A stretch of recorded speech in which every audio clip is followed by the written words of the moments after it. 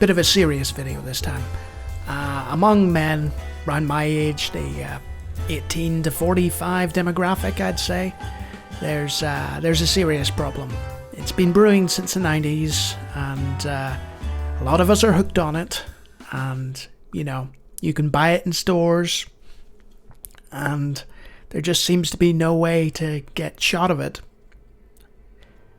My name's James, and I'm addicted to Fallout New Vegas.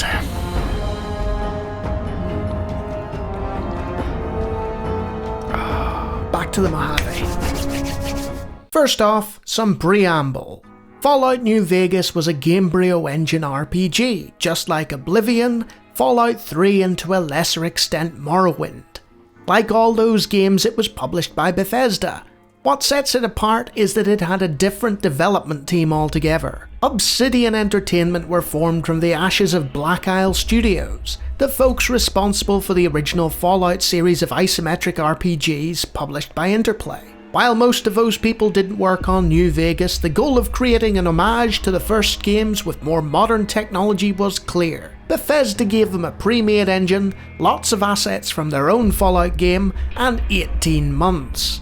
This was a stupidly short amount of time to make a huge open-world RPG, and the result was a buggy mess of a game with parts that sorely needed fleshing out. Just like their previous RPG, and the one before that, and the one before that. Okay, so they had a bit of a track record at this point. What sets it apart from those other titles was it was better written and more compelling than anything seen in years. And because it used the Gamebryo engine, which is vastly customizable, the modding community from both the Elder Scrolls and Fallout series took to it like a duck to water. So every year I played New Vegas, it became larger, more stable, and more beautiful than ever before. 10 years of improvements later, and nothing is bettered it in terms of narrative-heavy first-person open-world RPGs. And the continuing mod releases and video reviews keep it in the spotlight for new players to discover what a Fallout game looks like when it's done right. Now on to the modding.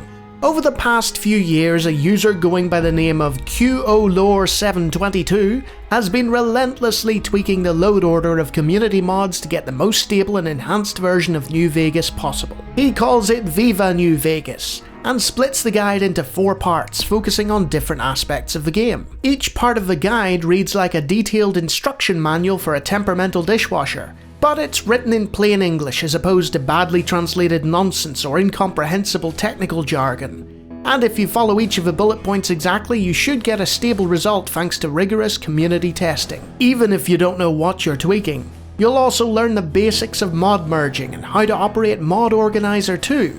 A largely foolproof way of modding games with a little bit of a learning curve.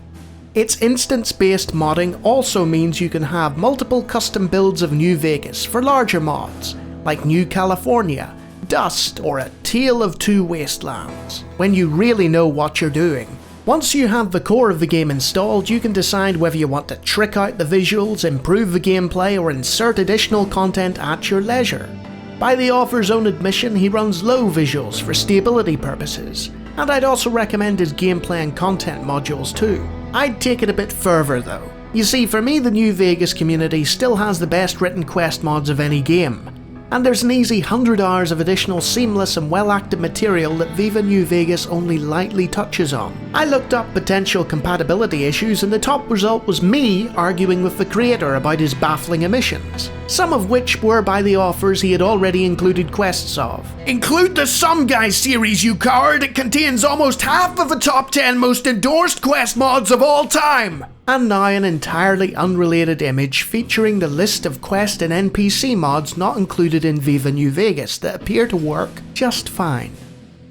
And here's an interesting text file that will linger on the screen a little too long. No compatibility guaranteed. Should you follow all of the above, you'll have a game with hundreds of additional hours of fully voiced content sitting alongside some of the best quests and world building gaming has ever seen. I don't need to sell New Vegas to you with hyperbole. It's still got overwhelmingly positive reviews everywhere it's sold. The community has taken the once barren deserts of Nevada and populated them with their own decade of history. And as of writing this, there's no better experience, making future open world first person RPGs sorry they got twisted up in this scene. But then, truth is the game was rigged from the start.